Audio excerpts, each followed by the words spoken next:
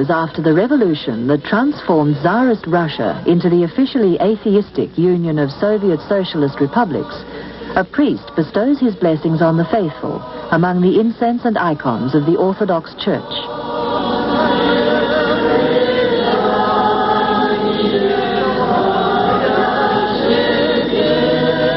After the 1917 revolution, the new Soviet government mounted a militant campaign against religion, closing many churches and banning Christian teaching.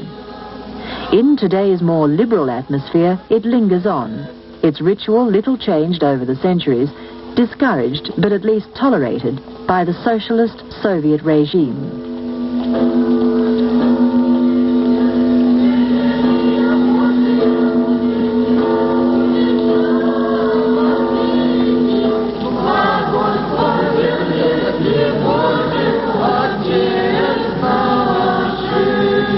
The dominant Eastern influence in Russia's past explains much of its later development.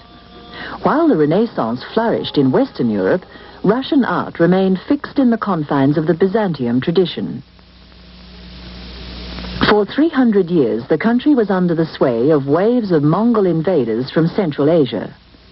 To defend themselves, many Russian cities built Kremlins or fortresses, the most famous being in Moscow. Until the reign of Peter the Great, Russia developed in isolation from the rest of the world. In 1703, Peter built a magnificent new capital on the banks of the river Neva near the Baltic Sea, called in his honor St. Petersburg, now known as Leningrad.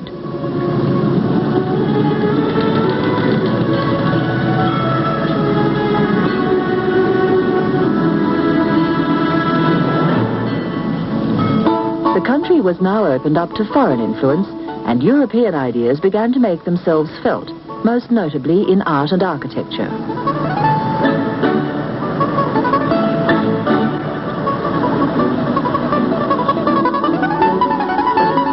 But to the outside world, Russia was still synonymous with backwardness, ignorance, and Oriental despotism. While parliamentary democracy gradually evolved in Western Europe, Russia languished under the absolute rule of the Tsars. And while the Industrial Revolution was bringing the machine age to Britain, France, and Germany, the Russian peasants still lived in feudal serfdom.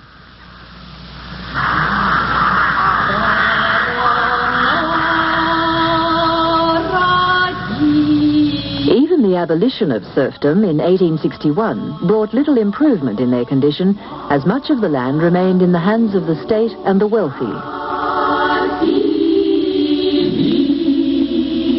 The centuries of Tsarist rule witnessed a long succession of peasant revolts, often bloodily repressed, and opposition to the regime steadily intensified. A number of revolutionary groups sprang up, pinning their hopes of overthrowing Tsarism on a mass uprising of the peasants.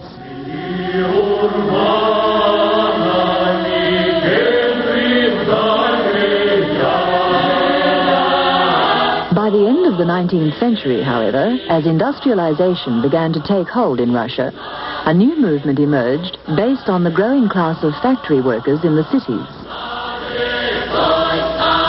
This man is revered today in the Soviet Union as the father figure of the Soviet state, elevated almost to the status of a saint.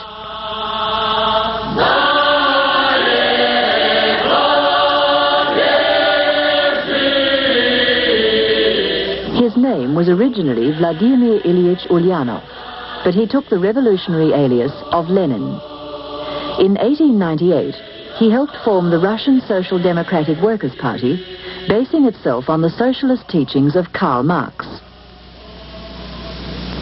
Lenin's revolutionary activities soon forced him into permanent exile abroad, where for almost 20 years he worked feverishly, developing and directing a network of underground agents in Russia itself.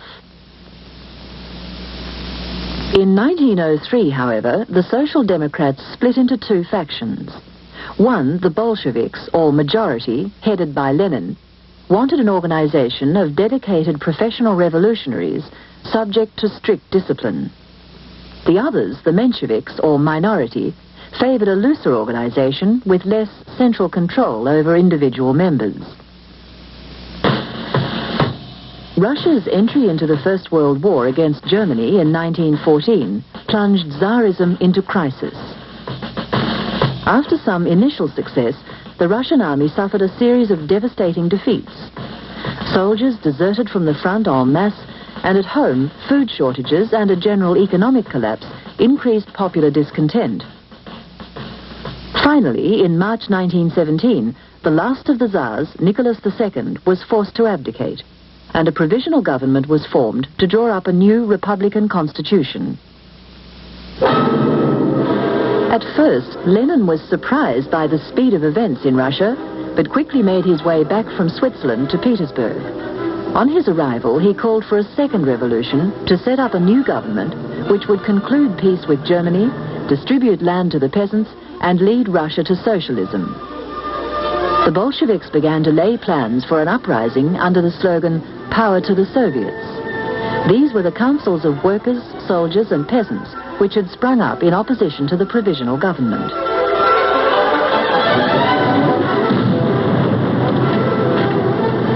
The first shot in the Bolshevik Revolution was fired from the cruiser Aurora on November the 7th, 1917.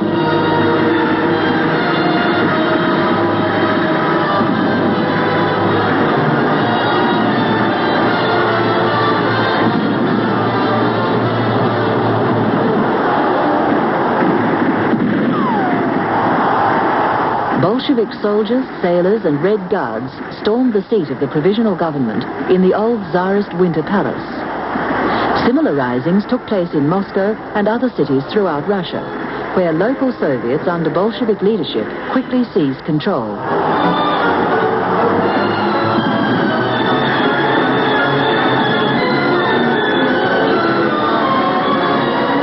In Petersburg, Lenin proclaimed the formation of a new socialist government. Wealthy estates were confiscated and broken up among the peasants, factories and banks were nationalized, and Russia withdrew from the war against Germany.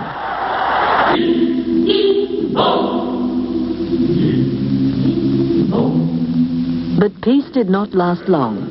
In 1918, a bloody civil war broke out, in which the anti-Bolshevik forces, or whites, were aided by the troops of more than a dozen Western nations.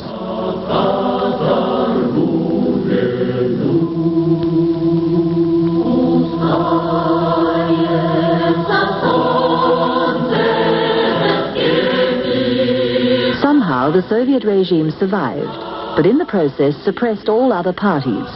First the conservatives, who supported the whites, and then the liberals and other socialist groupings, including finally the Mensheviks and socialist revolutionaries. Russia became a one-party state under the Bolsheviks, now renamed the Communist Party. The Communists were the true voice of the working class, in whose name the revolution had been carried out, said Lenin. What need was there for any other party?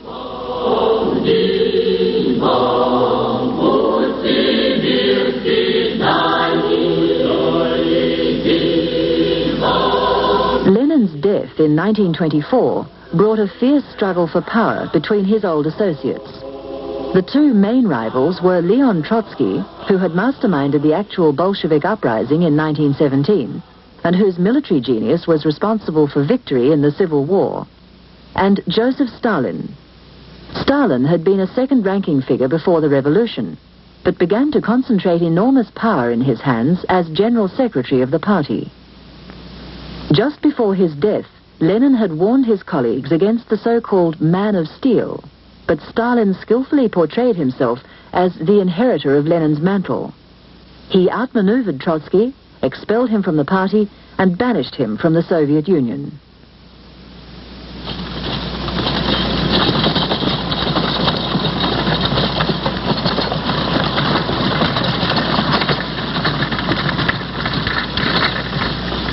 In 1929, Stalin embarked on an ambitious program to transform Russia into a modern state through the collectivization of agriculture and forced industrialization. The price paid by the Soviet people was immense, as brutal repression affecting millions of ordinary citizens became the keynote of Stalin's methods to develop the country. Peasants who resisted collectivization were imprisoned or deported to labor camps, as was anyone even vaguely suspected of opposition to his policies. Thousands of communists disappeared in massive political purges, and one by one, Lenin's closest associates, like Zinoviev, Kamenev, and Bukharin, were arraigned in carefully staged show trials and executed. Finally, in 1940, Trotsky was assassinated in Mexico. His power as absolute as any czar's, Stalin fostered a staggering public cult of his own personality. He was acclaimed a genius in all fields, from science and economics to the military.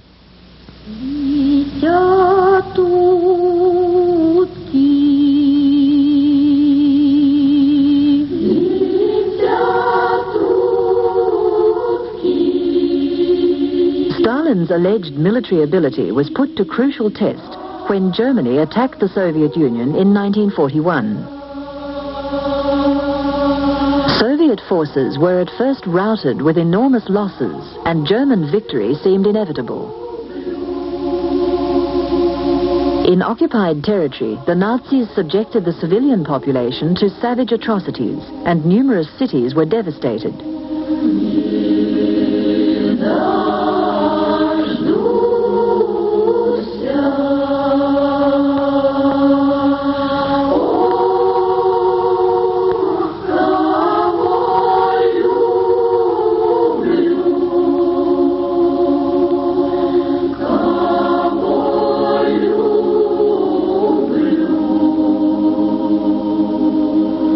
Eventually, with a spirit of heroism and sacrifice rarely witnessed in history, the Soviet nation rallied and turned the tide against the invaders, driving them out of the country and across Poland, until in May 1945, Soviet soldiers hoisted the flag of victory in Berlin.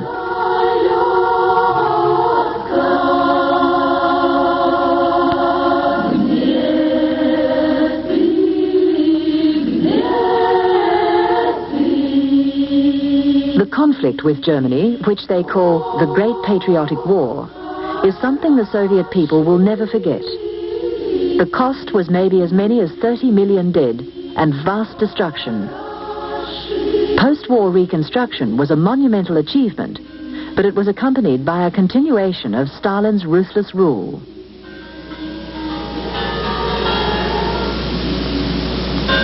It was only in 1956, 3 years after Stalin's death, that his successor, Nikita Khrushchev, denounced his former leader and exposed some of his crimes. But he never satisfactorily explained why and how Stalin came to hold such power. Since Khrushchev's removal from office in 1964, many of the questions he raised have been quietly shelved.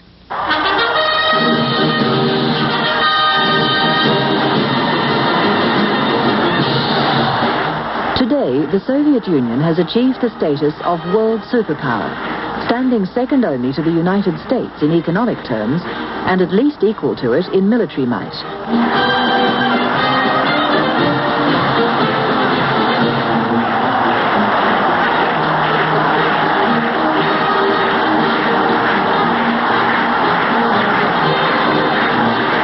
In Moscow's centuries-old Red Square, Soviet leaders take their place above the mausoleum containing the embalmed body of Vladimir Ilyich Lenin to view the vast military and civilian parade commemorating the revolution he initiated in November 1917.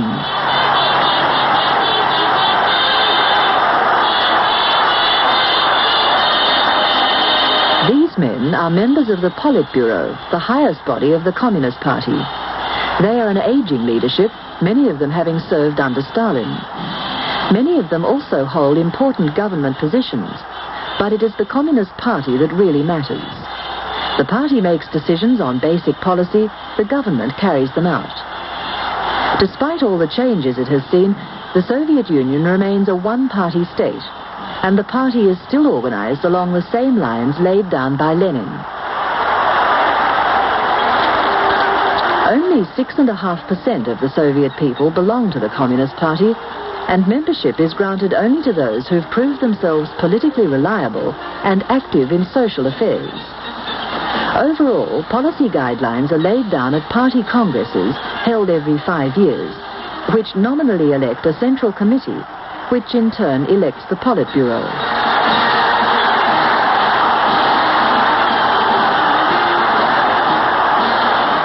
The Politburo of 13 men is the real center of decision-making in the system. Decisions are then passed on from the top to committees in each of the republics making up the Soviet Union, and down the line to organizations at regional, district and local level. At the bottom of the pyramid are the rank-and-file party members, who are supposed to play their part in carrying out party policy in their day-to-day contact with the people. One such person is Maria Konyukhova, who works as a supervising technician in the evaporation section of a modern timber processing plant at Bratsk in the middle of Siberia.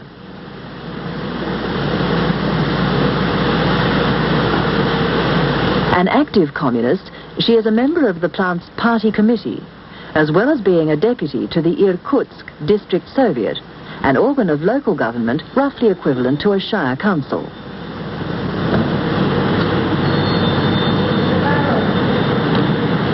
As a good communist, Maria takes her various responsibilities seriously, doing what she can to help the workers in her section with any problems they might have.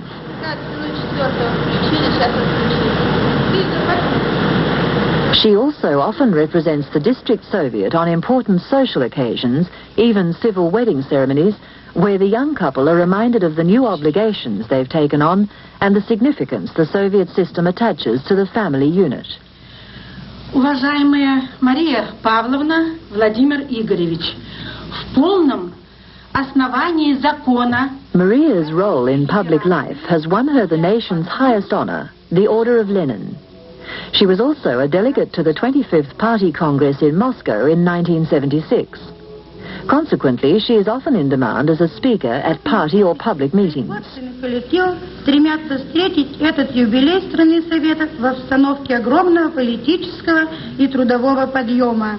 This is a gathering of communists from the timber plant to hear an explanation of current party policy, a task Maria performs by reading aloud, word by word, a speech by Leonid Brezhnev, printed in the government paper Izvestia, or News. She makes no analysis or personal comment, nor is there any discussion, let alone disagreement, from the floor. Having heard the speech, which they could have read already, the good party members' job is to put Brezhnev's ideas into practice as best they can. Они, может, и не сделали, потому что я начала думать, что это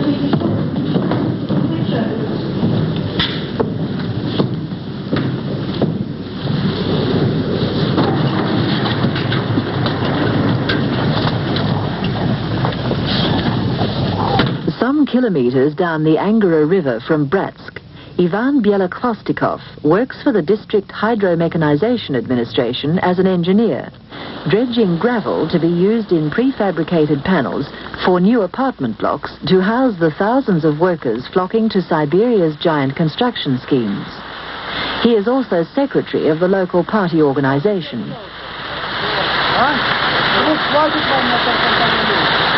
The Hydro-Mechanization Administration employs some 500 workers, about 65 of whom are Communist Party members. An enterprise needs a minimum of 150 communists to justify a full-time secretary, so Ivan's position is part-time and it keeps him busy.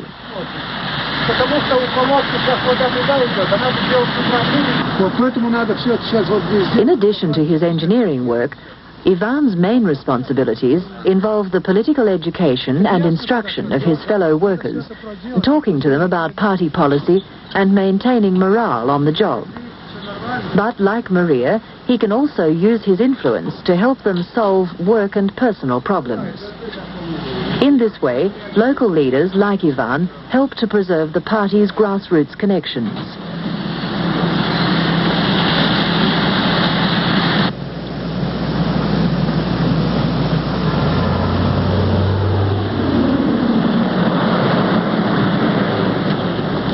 Ivan's party organization maintains an office in one of the suburbs around Bratsk. Members of the organization's bureau have gathered to check on final preparations for the annual general meeting, at which Ivan is to deliver the main report.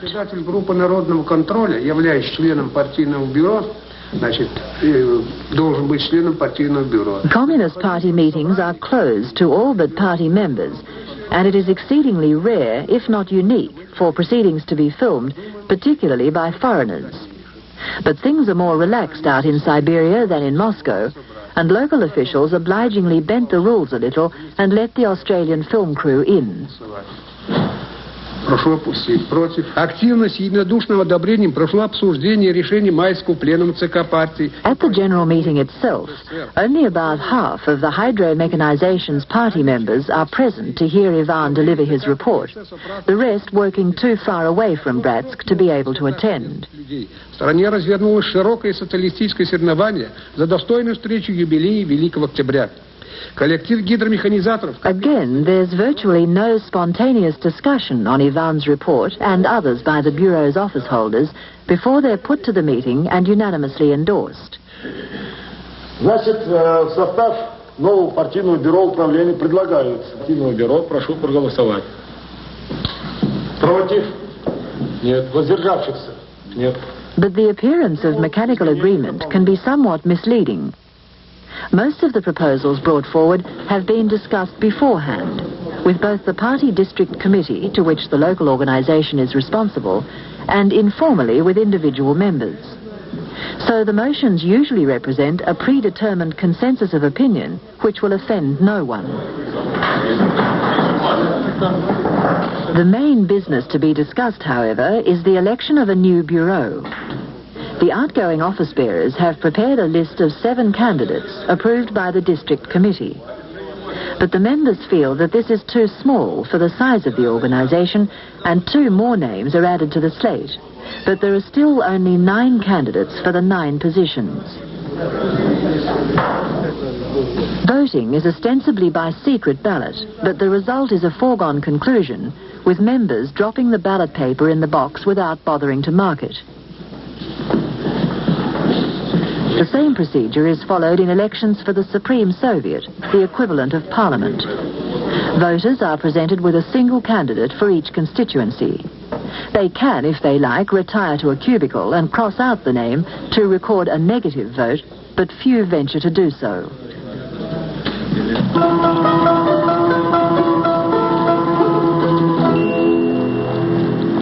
But it would be wrong to assume that the Soviet Union presents a picture of grey and monotonous uniformity. The brutal excesses of Stalin's day are a thing of the past, and within carefully defined limits there is considerable scope for criticism. The satirical magazine Crocodile, for instance, has a long and well-deserved reputation for its humorous but pointed attacks on bureaucratic bungling, and its editorial meetings, unlike political gatherings, are as lively as newspapers anywhere.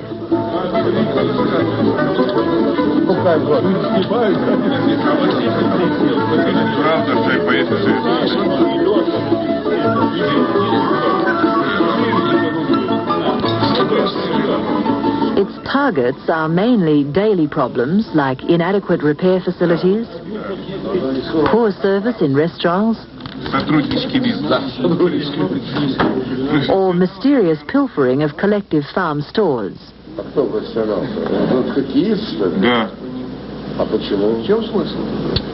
certain subjects are still taboo. It would be unthinkable to publish a cartoon lampooning any top Soviet leader, or to seriously question any basic government policy. While the last few years have brought a more relaxed atmosphere to many aspects of Soviet life, those who speak out too strongly are still often harshly dealt with.